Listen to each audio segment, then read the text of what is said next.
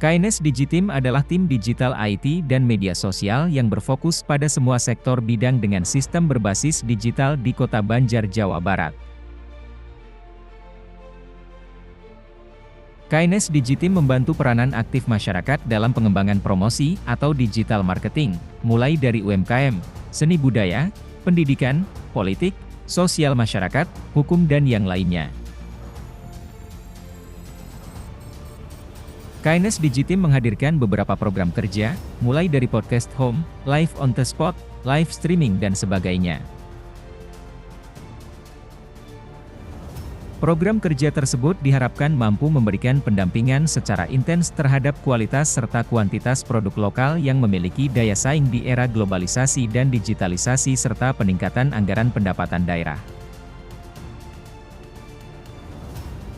Kang Haji Nana Suryana adalah salah satu tokoh masyarakat Kota Banjar yang ikut andil memberikan dukungan penuh terhadap sistem digitalisasi ini, sehingga ke depan akan memberikan banyak manfaat serta peluang untuk masyarakat Kota Banjar lebih maju, inovatif, kreatif dan sejahtera.